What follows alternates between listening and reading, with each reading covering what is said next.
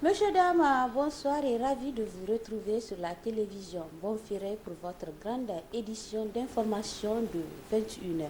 La salle de réunion du complexe Soleil d'Afrique de Niamey a abrité ce matin les assises de l'atelier national du mouvement démocratique nigérien pour une fédération africaine moderne FA Lumana Africa, une initiative du bureau politique national qui vise à retracer la nouvelle conduite du combat pour la restauration et la préservation des acquis démocratiques au Niger. Mohamed Alpha et Rabi Labo vous en disent plus. Samedi 22 octobre 2022, les militants, sympathisants et partisans du mouvement démocratique nigérien pour une fédération africaine moderne FA Lumana Africa se sont retrouvés pour les assises de l'atelier national. Une initiative du bureau politique national. Objectif, discuter, débattre et échanger sur le fonctionnement du parti. L'atelier qui nous réunit ce matin est la matérialisation d'une décision du bureau politique national, faisant elle-même suite à une résolution du 3e congrès. Elle est l'aboutissement des processus. L'urgence de cette rencontre est apparue plus pressante après la série d'élections générales tenues en 2020 et 2021. À cette occasion, notre parti a vu la candidature de son leader, son Excellence Hama Amadou, invalidée, nous obligeant à opérer un choix raisonnable et responsable au profit du Niger et du seul Niger. Selon le président du parti, Seydou Tahirou, le dialogue sincère est le seul outil efficace pour sortir du Niger des multiples difficultés, à savoir l'insécurité, la malgouvernance, l'injustice et la corruption. C'est donc un devoir pour une obligation patriotique pour notre parti d'œuvrer à l'instauration d'un dialogue politique sincère au service de la démocratie, de la justice et du respect des droits et des libertés de chacun, et de tout dans une atmosphère apaisée. Ce dialogue conditionne indispensable pour le renforcement de la cohésion et de l'unité nationale est très important pour notre pays, pour surmonter les multiples maux qui l'assaillent depuis plus de 10 ans. Cet atelier national vise à faire triompher les idéaux du parti de Hamamadou, surtout de jouer un rôle important dans l'émergence du Niger. L'objectif général poursuivi par les présentes assises est d'ausculter le fonctionnement du parti afin de réunir sur la base de propositions et mesures à la hauteur de nos ambitions avec l'orthodoxie fonctionnelle. Ainsi, un document d'analyse de la vie du parti mis à la disposition de chacun des participants a été élaboré et validé par la commission politique.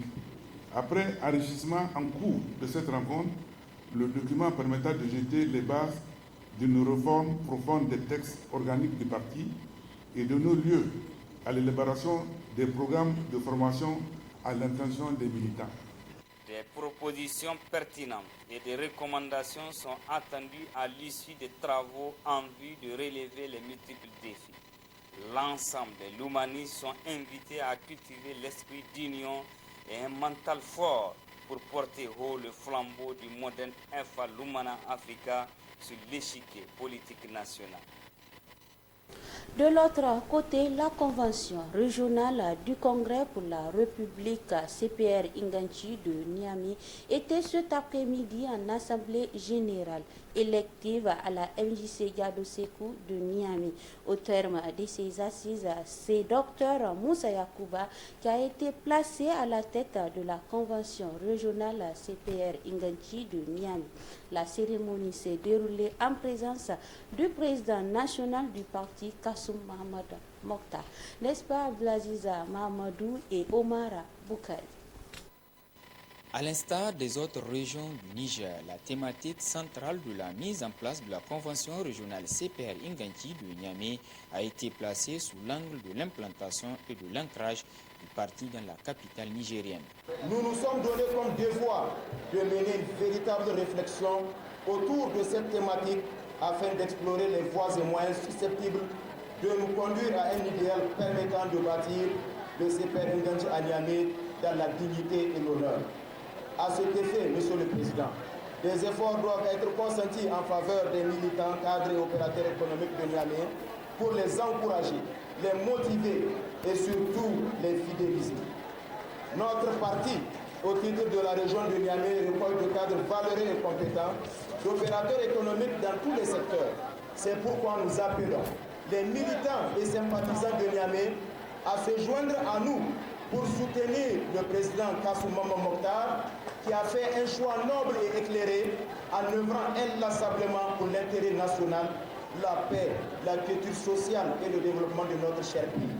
Moment solennel pour le président élu de la convention régionale CPR Nganji de Niamey d'exprimer sa reconnaissance aux membres du bureau politique national, aux responsables des conventions régionales sœurs, députés au titre du parti et au-delà, les militants de Niamey pour l'honneur et l'amitié manifestés à travers leur présence à ces assises. Tenant compte des orientations du secrétariat exécutif national, la coordination régionale de Niamey s'est évertuée nuit et jour à parachever l'implantation des points focaux des quartiers et villages rattachés dans le respect des dispositions pertinentes des textes du parti et tient en veille à un dispositif pour organiser chaque nouvelle agglomération avec l'expansion rapide que connaît la ville de Niamey. En effet, c'est l'occasion ici de dire aux femmes et aux jeunes du CPR Nganji, faire de lance de notre parti, que votre don de soi témoigne de votre ferme engagement à conduire notre ambition à bon port. Félicitations pour cette marque de bravoure et de dynamisme dans l'exécution d'une tâche qui était déjà la vôtre. Le président national du parti a lui exhorté le bureau régional de Niamey, celui des femmes et des jeunes à poursuivre leur action qui posera selon lui les bases d'un renforcement durable des compétences des structures du parti dans les 5 communes de la capitale. Abin da nake so in gaya maku, babu wani abu sai aiki cikin siyasa.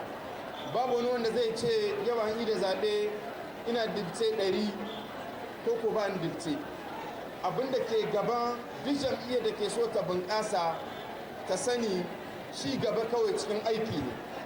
Aiki na sahe da murice na kowane lokaci don ganin cewa jam'iyya ta riƙe abin da take da kuma ta bunƙasar da kanta domin ta samu militan ko ina.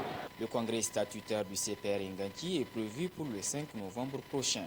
L'occasion pour la convention régionale de Niamey de réaffirmer son engagement à mobiliser dans un élan patriotique leurs militants, femmes, jeunes et vieux pour la réussite de ce congrès du parti de Kassoum Maman Mokhtar. Le secrétaire général adjoint du ministère de la Santé publique a présidé ce matin à l'hôtel Bravia de Niamey la cérémonie d'ouverture de la première édition de la journée de l'Ordre national des pharmaciens du Niger. La cérémonie a enregistré la présence des représentants de l'Ordre des pharmaciens de plusieurs pays de la sous-région. N'est-ce pas, Suleiman Ousmane et Luc Oga? Les pharmaciens et les acteurs de la santé célèbrent autour du secrétaire général adjoint du ministère de la Santé publique la première édition de la journée de l'Ordre national des pharmaciens du Niger. Pour cette première édition, le monopole pharmaceutique au Niger, enjeux et perspectives et la complémentarité du secteur public et privé pour la santé publique au cœur des échanges des acteurs de la profession. S'agissant d'abord du premier thème, à savoir le monopole pharmaceutique, c'est une question hautement importante, un enjeu majeur, non pas parce qu'il garantit la vie et même la survie de la profession, mais parce que, avant tout, il est sans embâche le seul moyen de mettre à la disposition de nos laborieuses populations un service public de santé à hauteur de jouer. Pour ce qui est du deuxième thème, relatif à la complémentarité du secteur public-privé, chers confrères, vous convenez avec moi que c'est une préoccupation de premier plan que connaît notre profession. Le représentant du ministre de la Santé publique a salué l'initiative de l'Ordre des pharmaciens tout en réitérant l'accompagnement de ce ministère aux côtés du Conseil. Je me réjouis de cette journée de l'Ordre des pharmaciens où d'autres thèmes de santé seront également débattus par des panélistes experts de la profession. D'ores et déjà, des mesures de protection de l'approvisionnement et de la circulation des produits pharmaceutiques sont de plus en plus prises par le gouvernement à travers l'engagement ferme du Premier ministre chef du gouvernement. Le présent événement qui a réuni les formations de tous métiers autour de leurs conseillers ordinaux et de responsabilités variées du monde de la santé venus un peu partout de la sous-région sera une occasion pour les professionnels de la profession de débattre des progrès réalisés, mais aussi des difficultés rencontrées de la profession afin de parvenir à des nouvelles orientations futures pour répondre efficacement aux attentes de la population tout en restant conforme aux valeurs de leur code de déontologie. Évoquons à présent cette manifestation dans les rues de Maradi des étudiants de l'université de Maradi. Au cours de cette manifestation, les étudiants ont dénoncé la mauvaise gestion du ministre en charge de l'enseignement supérieur avant d'exiger son départ pur et simple du ministère. Suleiman Ousmane et Ibrahim Amadou du bureau reportage Bonferré Maradi. Les étudiants de l'université de Maradi ont occupé les rues de la capitale économique Maradi ce samedi 22 octobre 2022 en guise de protestation contre la décision du ministre de l'enseignement supérieur sur le transfert de la section pharmacie de l'université de Maradi à l'université Abdou Moumouni de Niamey, mais également la gestion du dit ministère. Les étudiants de Maradi exigent le départ pur et simple du ministre de l'enseignement supérieur. La base de ce mouvement, c'est concernant le transfert de la pharmacie à l'université de Mouni. Nous revendiquons le non-transfert de la pharmacie et qu'on libère nos camarades qui ont été attrapés. Et nous demandons aussi le départ immédiat du ministre de l'enseignement supérieur, PhD, Mahmoud Djibou. Le ministre inconséquent. Nous voulons tout simplement la non-fermeture de la faculté de la pharmacie et la liberté de nos camarades qui ont été prises par la police. Et aussi, nous demandons aussi le départ du ministre. C'est tout ce qu'on demande. Avec le secrétaire général, avec le secrétaire chargé aux affaires culturelles et sportives, avec le DG super et quelques membres aussi. Nous étions là-bas, on les a juste demandé de nous donner le micro, on va juste faire passer le message pour que les autres autorités puissent voir dans le problème dans lequel nous sommes. Ils ont refusé, ils ont commencé à nous matraquer, à nous frapper. Ça, c'est pas assuré de leur part. Au cours de cette manifestation, dans la matinée de ce samedi, les étudiants ont fait irruption dans la salle de réunion du PNDS Taraya où se tenaient les assises du Conseil fédéral du PNDS Taraya de Maradi pour exiger l'amélioration de leurs conditions de vie et d'études. Cette manifestation a été soldée par l'arrestation de plusieurs étudiants, dont le secrétaire général de l'Union des étudiants nigériens à l'université de Maradi. Fin ce vendredi après-midi à l'hôtel Bravia de Niamey du 10e forum des agents de douane de l'espace Iomoa. Au terme des 4 jours d'échange, les participants à ce forum ont formulé plusieurs recommandations et résolutions. La cérémonie de clôture a été présidée par le secrétaire général du ministère des Finances, Abdelaziz Mahamadou et Siraja Maman pour le reportage. Parmi les recommandations formulées par les participants au 10e forum des agents de douane de l'espace IOMOA figure le rappel du Bénin au respect strict des dispositions du protocole additionnel sur les règles d'origine. À l'égard de l'IOMOA, créer un cadre régional de travail pour le partage des informations et l'élaboration d'une cartographie des risques relativement aux questions sécuritaires. À l'égard des administrations douanières, intensifier les formations des agents, particulièrement en armement, l'identification et la maîtrise des marchandises dangereuses. À l'égard des organisations socio-professionnelles, organiser des actions de sensibilisation et de vulgarisation des tests et directives de l'IEMOA ainsi que des dispositions relatives à l'opérationnalisation de la ZLECAF. Le Bénin est désigné pour abriter le 11e forum des agents des douanes de l'espace UEMOA en 2023. À l'endroit des administrations douanières, les participants les recommandent d'accélérer la dématérialisation des outils et procédures afin de combattre les barrières non tarifaires prévues pour la mise en œuvre de la ZLECAf à travers le renforcement du commerce intracommunautaire. Pour notre part, en tant que pays organisateur, je puis assurer les uns et les autres que notre syndicat ne ménagera aucun effort de concert avec le secrétariat permanent du forum pour un suivi adéquat et à l'effet de la mise en œuvre de recommandations. Le représentant du président de la commission de l'UEMOA et le secrétaire général du ministère des Finances ont salué le choix des thématiques développées qui, selon eux, sont en lien avec les réalités douanières. La commission de l'UEMOA examinera avec la plus grande attention les recommandations formulées à son endroit et veillera, dans la mesure du possible, à leur mise en œuvre. En retour, mesdames, messieurs, les participantes et les participants, je vous demande de veiller à la mise en œuvre de celles qui vous sont adressées. Et je demande aussi aux administrations douanières de mettre la main et de faciliter les choses. L'intégration sur-régionale portée par l'UEMOA est l'une des plus réussies du continent africain. Et cette relative embellie autour de la bonne marche de notre espace communautaire ne doit pas occulter notre responsabilité de déployer tous les efforts pour une UEMOA plus forte et au service du bien-être de nos populations. Ces populations sont plus que préoccupées par leur liberté de circuler et de commercer au sein de l'espace communautaire.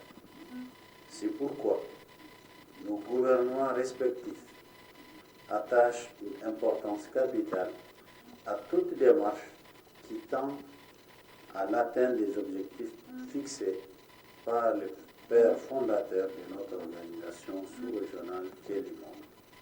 Pour immortaliser le forum, la Direction générale des douanes du Niger a procédé à la remise symbolique des cadeaux aux représentants du président de la commission de l'UEMOA et aux délégations ayant pris part au 10e forum des agents de douane de l'espace UEMOA.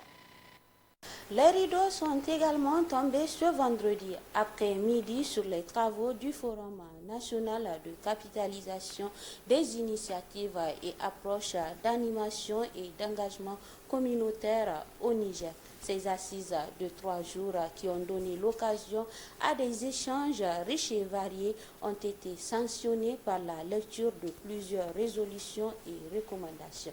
N'est-ce pas Boubacar Amadou et Abdoulaye Seydou? Après 3 jours d'intenses travaux, le Forum national sur la capitalisation des initiatives et approches d'animation et d'engagement communautaire au Niger ont pris fin sur une note de satisfaction générale.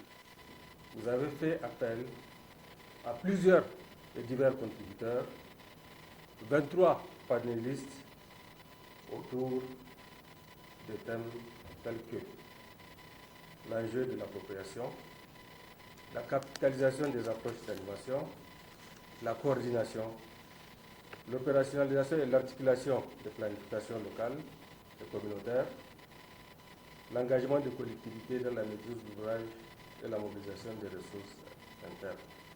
Il est à noter également que 2 communications de jeunes leaders ont été faites à titre de partage d'expérience et enfin, vous avez eu à apporter des amendements sur le projet, la note conceptuelle du programme de renforcement de l'engagement communautaire et citoyen. Au terme de ces assises, les participants ont formulé des recommandations d'abord à l'endroit du gouvernement. Développer une ingénierie sociale en s'appuyant sur le savoir-faire des paysans pour les amener à valoriser leurs compétences à travers le renforcement continu de leurs capacités. Assurer le leadership gouvernemental à travers les niveaux et formaliser les réseaux communautaires et encadrer les dynamiques et les initiatives sur la base des textes de loi. Renforcer la maîtrise d'ouvrage des collectivités territoriales en révisant le Code général de collectivité pour prendre en charge les aspects de coordination infracommunale CVD et supracommunale intercollectivité.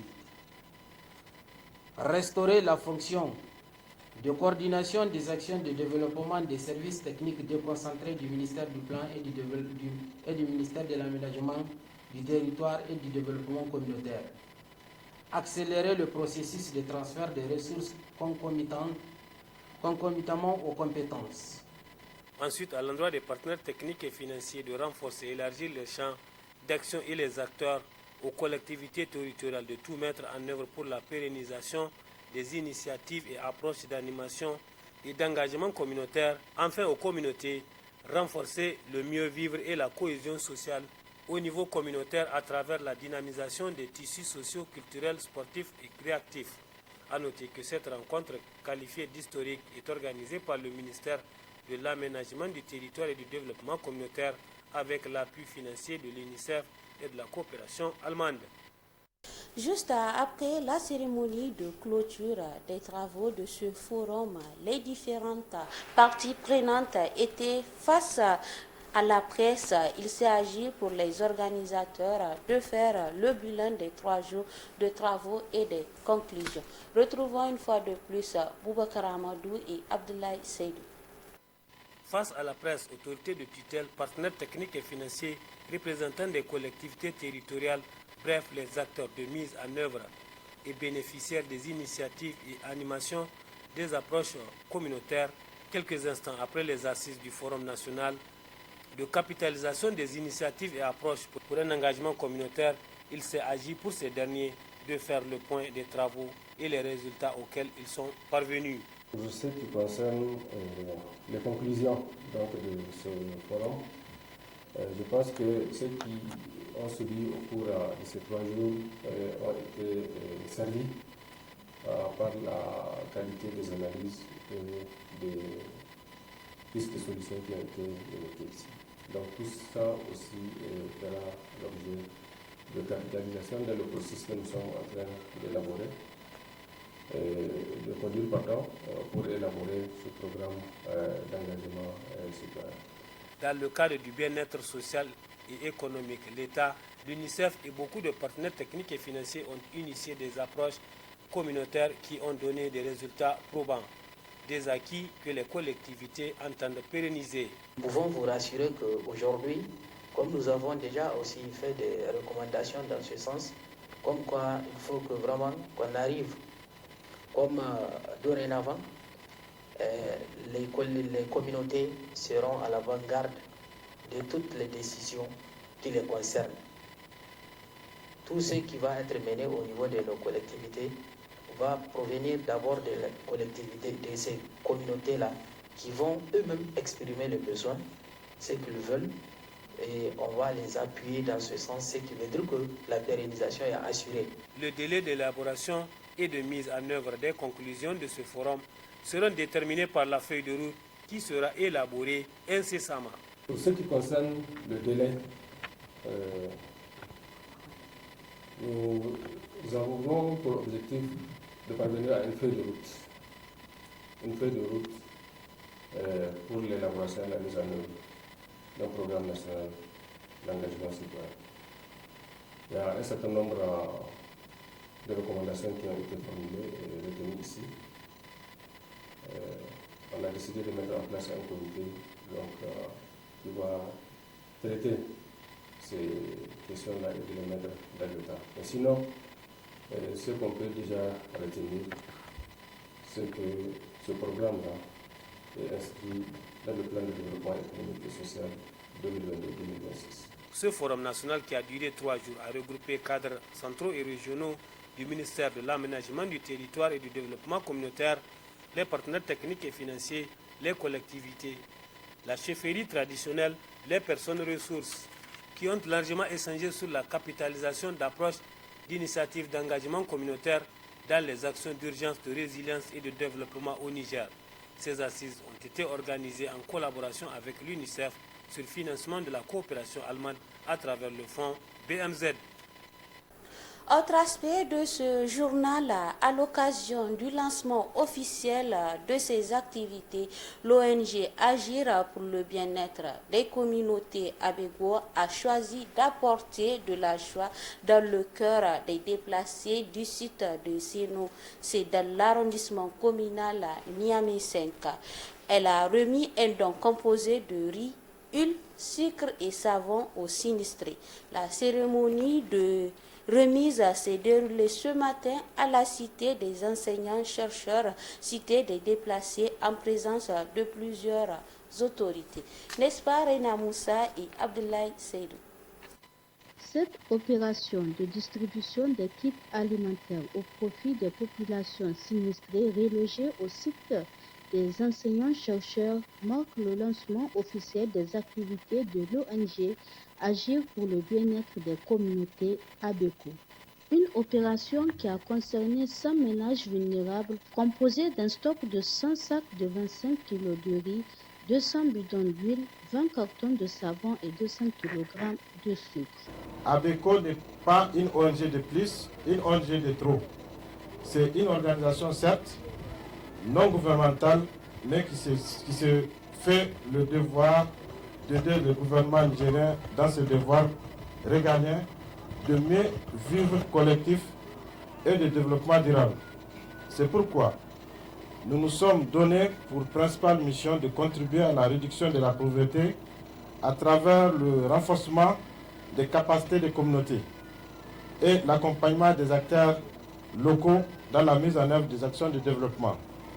Une œuvre sociale et humanitaire saluée et encouragée par les autorités au vu du réconfort moral et du soulagement apporté aux bénéficiaires. Mon arrondissement communal fait l'objet d'inondations avec d'énormes dégâts pratiquement à chaque saison de pluie. C'est le lieu de remercier au nom des populations bénéficiaires les responsables de l'ONG ABECO pour ce geste inestimable. Je fonde l'espoir que cette opération de distribution des kits alimentaires marque le début d'une collaboration franche entre votre organisation et mon arrondissement communal.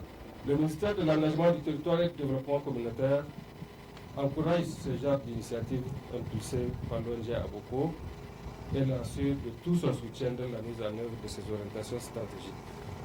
Mais au vu des premiers résultats, je ne pointe la volonté des dirigeants et des animateurs de cette ONG à œuvrer dans ce sens. L'ONG Agir pour le bien-être des communautés est née de la volonté des jeunes Nigériens à soutenir les efforts du gouvernement à travers l'amélioration des conditions de vie socio-économique et environnementale des populations. En quelques mois d'existence, cette cérémonie est le début d'une série d'actions que l'ONG ABECO a l'intention d'organiser dans les jours à venir.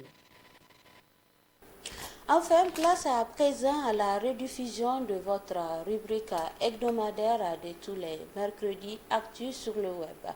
Actu sur le web, c'est avec Balima Bourema et Sharifatou Parezo. Sur ces très bonnes réceptions, au revoir.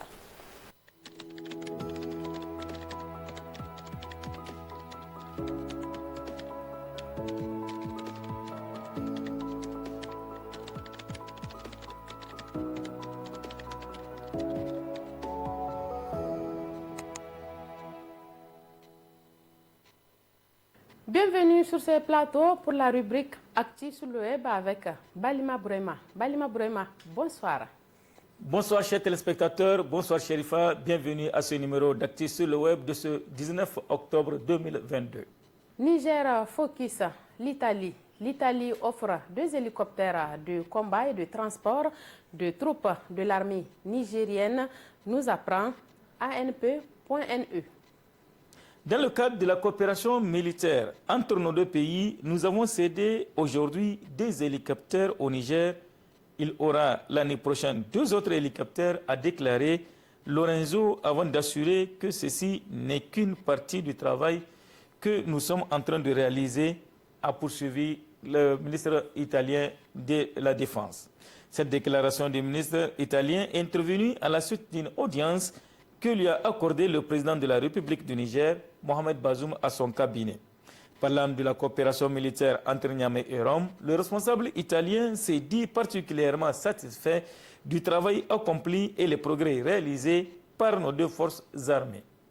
Je voudrais particulièrement remercier les forces armées du Niger pour le travail qu'ils sont en train de réaliser avec courage et professionnalisme, a laissé entendre l'officiel italien.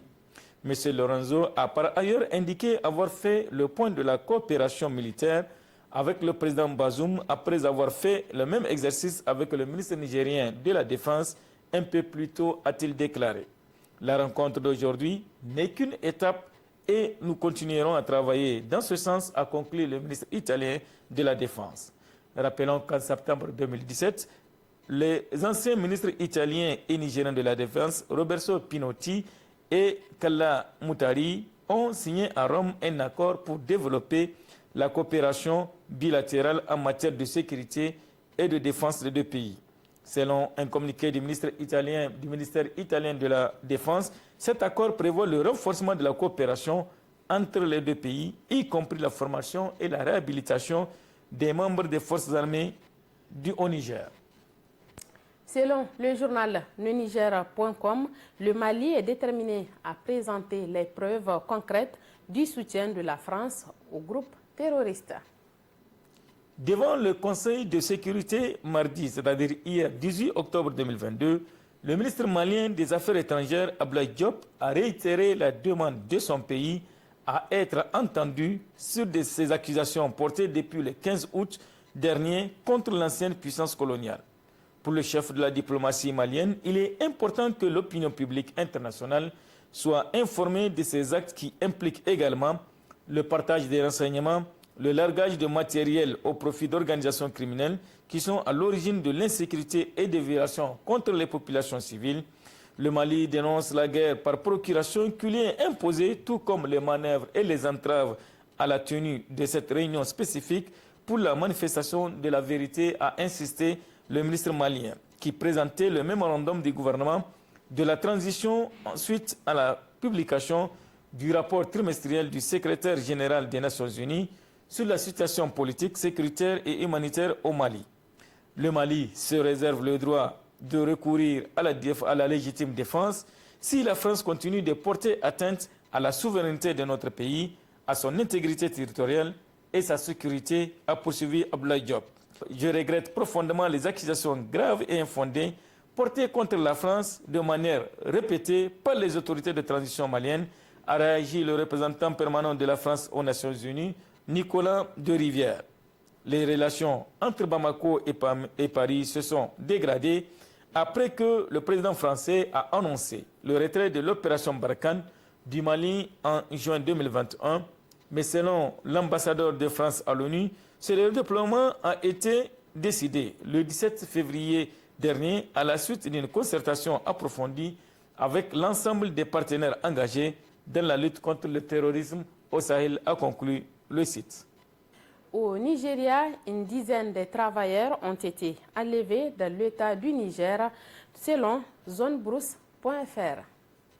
Des hommes armés ont enlevé au moins 10 travailleurs de la santé de l'État du Niger, du Nigeria, et tué un nombre indéterminé de personnes après que les bandits ont envahi un hôpital général tôt mardi, selon des sources hospitalières et militaires.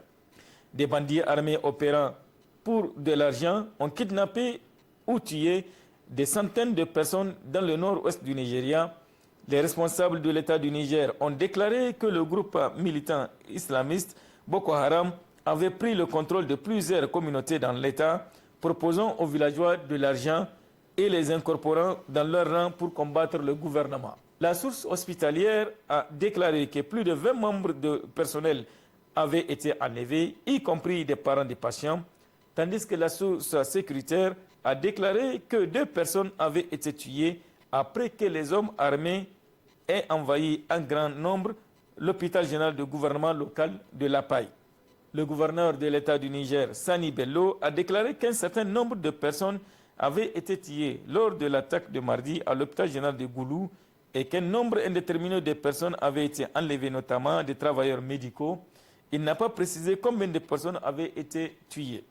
Séparément, le docteur Dargoudia Ishia, président de l'Association nigérienne des médecins résidents, a déclaré à Reuters que 20 membres de la NARD ont été kidnappés cette année, ce qui a poussé certains d'entre eux à quitter le pays, en partie pour manque de sécurité.